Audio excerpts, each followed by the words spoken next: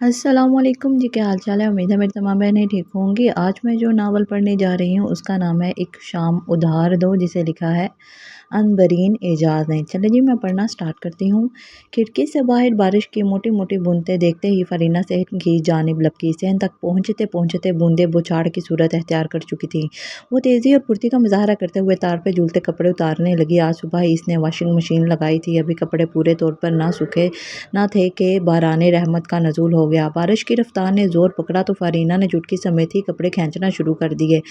बरामदे में पड़े आहनी मेज़ और कुर्सी पे कपड़ों का ढेर फेंकने के बाद अब वो सहन के वस्त में आम के पेड़ के नीचे से लकड़ी का तख्तपोश घसीट रही थी। तख्तपोश बरामदे तक लाने में ही फरीना सर से लेकर पैर तक सावन की पहली बारिश में ही पूर पूर भीग चुकी थी। या अल्लाह तेरा शुक्र है, गर्मी का जोर तो टूटा। फरीना ने दिल ही दिल में अपने रब का शुक्र अदा किया। फिर कपड़े तब्दील करने वाशरूम में चली गई। दोपहर का खाना वो तैयार कर चुकी थी। यूँ तो आजकल बच्चों की गर्मियों की छुट्टियां थी, लेकिन समर क्लासेस की वजह से इन्हें स्कूल जाना पड़ रहा था। अम्मा भी फरीना के साथ अपनी बड़ी बहू के यहाँ कुछ दिन गुजारने गई हुई थी। फरीना को बोरियत के शदीद एहसास ने आन घेरा। बचपन से ही बारिश इसकी कमज़ोरी थी और सावन इसका पसंदीदा मौसम था।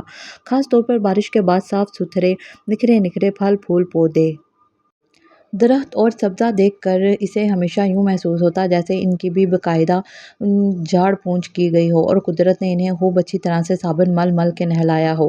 फ़िज़ा में फैली गीली मिट्टी की सूंधी महक और इस पर मुस्तज़ाद सावन के पकवानों की खुशबू, ख़ास तौर पर यह खुशबू अगर पड़ोसियों के घर से आए तो इश्तहा अंगेज़ी में मज़ीद इजाफ़ा हो जाता है। सावन के मौसम में किसी न किसी अज़ीज़ रिश्तेदार के यहाँ मैंगो पार्टी का एहतमाम भी ज़रूर होता, जहाँ लड़कियाँ बालियाँ खुद भी किसी आम से कम ना दिखाई देती। पीले सब्ज़ रंग के जोड़ों में मलबूस हम रंग चूड़ियाँ, कानों में सफ़ेद महकती नाजुक सफ़ेद कलियों के बड़े बड़े बाले और पैरों में चांदी की छन छन करती पाजेब।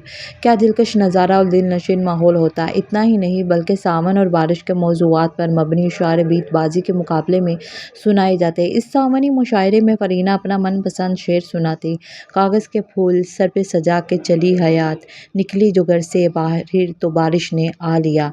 ये शेर आज भी फरीना का पसंदीदा था और इस वक्त भी इसके लबों पर मचल रहा था।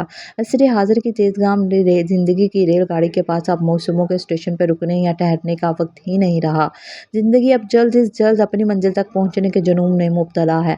अम्मा भी ठीक ही तो कहती हैं कि ज़िंदगी की फसल गुल से फूलों की खुशबू चुराने या फूल चुनने के लिए ठहरना तो होगा।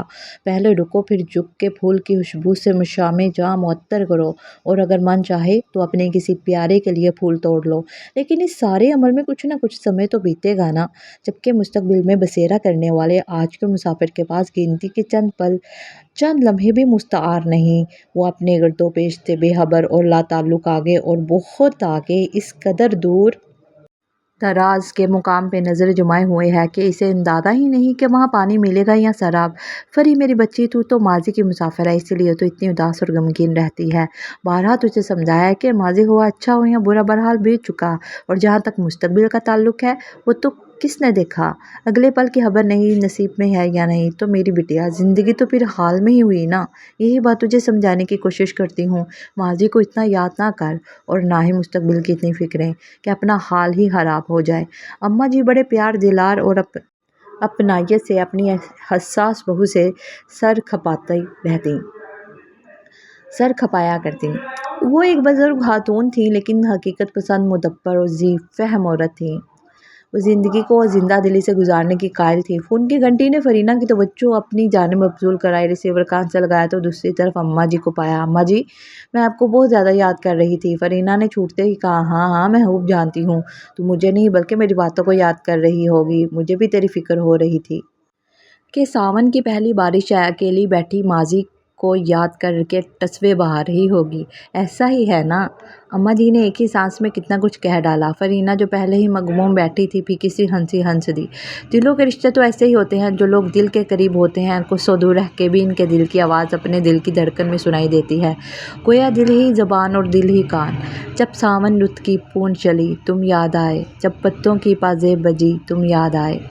اماں جی مجھے ایک زبردست سا خیال آیا، کیوں نہ اب کی بار ساون میں ہم اپنے گھر میں عام پارٹی کا اہتمام کریں۔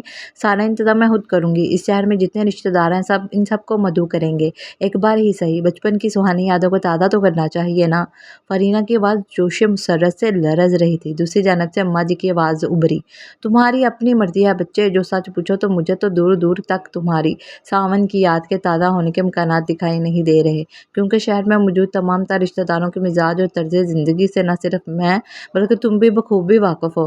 مجھے ڈر ہے کہ کہیں ایسا نہ ہو کہ تم ہوپ جاؤ صبح سے انتظامات کرو اور موقع آنے پر دیدہ و دل فرش راہ کیے مہمانوں کی آمد کا انتظار ہی کرتی رہ جاؤ۔ وقت، پیسہ، جذبات سبھی کا ضیاع ہوگا۔ اماں جی نے اپنی رائے اور خدشے کا برملا اظہار کیا۔ فرینہ کچھ بجھ سی گئی۔ اماں جی نے بھی اس کے لہجے کی اسمردگی کو محسوس کر لیا تھا۔ فری بیٹی، ایک تجویز ہے میرے پاس، اگر بہتر سمجھو تو پہلے تمام تر رشتہ داروں سے فون پہ پوچھ لینا کہ تمہارا ارادہ عام پارٹی کرنے کا ہے۔ اکثریت شرکت کرنے پر بآسانی رضامند ہو تو بلا جھجک اپنے ارادے کو عملی جامہ پہنا دینا، زبردستی قائل کرنے کی ہرگز نہ کوشش کرنا، بس فوری جواب کو دھیان میں رکھنا۔ اس طرح تم جلد ہی کسی وعدے پر نتیجے پر پہنچ جاؤ گی۔ اماں جی کی معقول تجویز سنتے ہی فرینہ کی آنکھوں میں خوشی کے جگنوں سے چمکنے لگے۔ فرینہ نے اسی شام اپنے شوہر رضا صاحب سے مینگو پارٹی کے سلسلے میں بات کی۔ انہوں نے بھی اپنی والدہ کی تجویز سے اتفاق کیا۔ فرینہ کی خوشی دیدنی تھی۔ مینگو پارٹی کا اہتمام تو دور کی بات، البتہ فرینہ کے دماغ نے خیالی پلاؤ بھی سے پکانا شروع کر دیا تھا۔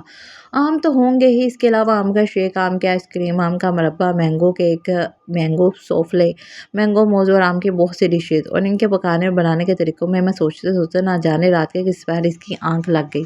اگلے روز بھاگم بھاگ گھر کے کام کاج نمٹانے کے بعد فرینہ فون گود میں لے کر ڈائری کھول بیٹھی تھی۔ سب سے پہلے اس نے بڑے جیٹ صاحب کے گھر کا فون نمبر ملایا۔ ثریا آپا نے فون ریسیو کیا۔ دعا سلام حال دریافت کرنے کے بعد فرینہ نے جب فون کرنے کا مقصد بتایا تو فوری طور کے جواب ہی سے چند ثانیے خاموشی موصول ہوئی۔ تو بڑے بڑے بچوں کی بڑی بڑی مصروفیات کے دفاتر کھولے گئے، یعنی اسپاٹ انکار۔ چھوٹی جیٹھانی جی کے گھر کا فون نمبر ڈائل کیا گیا۔ بہت دیر بعد فون اٹینڈ کیا گیا۔ شاید ECLI کا مطالعہ ہو رہا تھا۔ فرینہ نے مدعا پہن کے تو فوری طور پر پرجوش مسرت کا اظہار ہوا، لیکن اس کے ساتھ ہی انہوں نے ایک مصدقہ اطلاع بھی گوش گزار کی۔ پرسوں ہی ان کے بھابی دبئی سے بما بچوں کے پاکستان تشریف لا رہے ہیں اور دونوں فیملیز کا ارادہ ایک ساتھ شمالی علاقہ جات اور پاکستان کے تمام اہم تاریخی مقامات کی سیر کرنے کا ہے۔ اب فرینہ کی انگلیاں اپنی بڑی بہن کا فون نمبر گھما رہی تھی۔ جو ہی فرینہ نے اپنا ارادہ ظاہر کیا، بڑی آپا تو سامان میں اولوں کی بچھاڑ بن کے برس پڑیں۔ ہائے فری احمق لڑکی، اس بلا کی گرمی میں آم، میری مانو تو آم کو چھوڑو اور اگر کہیں سے بندوبست ہو سکے تو ہوش کے نہن ضرور لو۔ میری نازک طبع بچوں کے گلاب سے چہرے تو آم کی ایک کاش کھانے سے ہی شہد کی مکھیوں کا چھتا بن جاتے ہیں، اور تم پوری کی پوری مینگو پارٹی میں شرکت کا پوچھ رہی ہو؟ آپا نے تنک کر کہا۔ وہ اپنی بچوں کے بال اور کھال سے متعلق بہت ہی حساس واقع ہوئی تھی۔ اب فرینہ چھوٹی باجی سے گفت و شنید فرما رہی تھی۔ چھوٹی باجی نے معقول عذر پیش کیا، جسے فرینہ نے بھی صدقے دل سے جائز قرار دیا اور اتنی برابر برا نہیں منایا، کیونکہ ان کے شوہر ضیا بھی ایسے مرض میں مبتلا تھے۔ لاوازی ساس سسر بھی خاصے میٹھے تھے، لیکن ان کا شوگر لیول بھی خاصا بلند تھا۔ بیٹی شادی شدہ دوسرے شہر میں مقیم، جبکہ ان کا بیٹا پردیس میں زیر تعلیم تھا، لہٰذا اس فیملی نے بھی شرکت سے معذرت کر لی۔ اب بھیا کا نمبر تھا۔ بھابی جی کا موڈ آج خلاف توقع خوشگوار تھا، شاید ساون کی بارش کا اثر تھا۔ فرینہ نے قدرے اعتماد کے ساتھ شرکت کی استدعا کی۔ فرینہ، تم اچھی طرح سے جانتی ہو کہ مجھے بلند فشار خون کا عارضہ لاحق ہے۔ جہاں تک کام کھانے کے بعد کچی لسی کا تعلق ہے تو کس بدذوق کا دل چاہے گا آم جیسا لذیذ پھل کھانے کے بعد زبان کا ذائقہ خراب کرنے کے لیے کچی لسی کے کجے چڑھانے کو؟ رہی بچوں کی بات، تو گرمی دانوں نے تو پہلے ہی ان کی پشت پہ دنیا کے مختلف ممالک کے نقشے بنائے ہوئے ہیں۔ مت مار رکھی ہے معصوم جانوں کی، اوپر سے انہیں آم چسا دوں۔ مجھے لگتا ہے تم اپنی ساسو ماں کے جانے کے بعد کچھ زیادہ ہی تنہائی کا شکار ہو گئی ہو، بلکہ گرمی کی شدت اور تنہائی نے باہم مل کے تمہارے دماغ پر بھی اثر کر ڈالا ہے، تبھی ایسی الٹی سیدھی باتیں تمہیں سوجھ رہی ہیں۔ بھابی جی نے بپھر کے کہا۔ ان کا بلڈ پریشر کوہ ہمالیہ کی چوٹی کو چھونے لگا تھا۔ فرینہ کے حوصلے پست اور جوش و جذبے کی لو ٹمٹمانے لگی تھی۔ فرینہ کی اکلوتی نند اس کی امید کی اکلوتی کرن تھی۔ فرینہ نے سوچا کہ اگر عائشہ نے بھی خوبی شرکت کی حامی بھر لی تو وہ نہ صرف عائشہ بلکہ اس کی پوری سسرال کو مینگو پارٹی میں مدعو کرے گی۔ انتظار کے طویل وقفوں کے بعد قسطوں کی صورت میں عائشہ سے بات ہوئی تو اس کے 2 سالہ جڑواں بیٹے لمحہ بھر کے لیے بھی ماں کو ٹکنے نہ دیتے تھے۔ بابو جانی، میری مصروفیات کا عالم کس سے ڈھکا چھپا ہے؟ مجھے تو حیرت ہو رہی ہے कि आपके पास इतना वक्त कहाँ से आया? क्या आप मौसमी तकरीबात अरेंज करने का सोच रही हैं? मेरे पास तो इतना वक्त भी नहीं है कि फ़ोन में अपनों ही की हैरियत पूछ लूँ। आयशा का टिका सा जवाब सुनने के बाद फरीना की तमाम आरज़ुएं जलकर खाक हो गईं और उम्मीद की आखिरी किरण ने भी दम तोड़ दिया। इससे ज़्यादा अब क्या सुनना बाकी था? क्या वाकई फरीना के पास फालतू वक्त था? क्या वो अभी तक अपने मादी में बसेरा कर रही थी? क्या वो आइडियलिस्ट है, हकीकत पसंद नहीं? ऐसे कितने ही बेशुमार सवालात फरीना के दिलो दिमाग में गर्दिश कर रहे थे। बालाहार वो इस नतीजा पर पहुंची कि अब इसे भी हाल में ही जिंदा रहना चाहिए, हाल ही में सांस लेना चाहिए और मुस्तकबिल पे नज़र रखनी चाहिए। अपने गिरदोपेश से मुकम्मल तौर पर ला ताल्लुक़ और बेपरवाह होकर हर फूल की खुशबू सूंघने और फूल चुनने में वक्त तो लग ही जाता है, और जहाँ अपने लिए वक्त ना हो वह किसी दूसरे को वह चंद लम्हे उधार कैसे दिए जा सकते हैं। तुम्हें जब कभी मिले फुर्सतें मेरे दिल से बोझ उतार दो, मैं कई दुने से उदास हूँ, मुझे एक शाम उधार दो। तो मेरी प्यारी बहनों, ये था मेरा आज का छोटा सा नावल। उम्मीद है आपको ज़रूर पसंद आया होगा। मेरे चैनल को लाइक कीजिए, सब्सक्राइब कीजिए। शुक्रिया।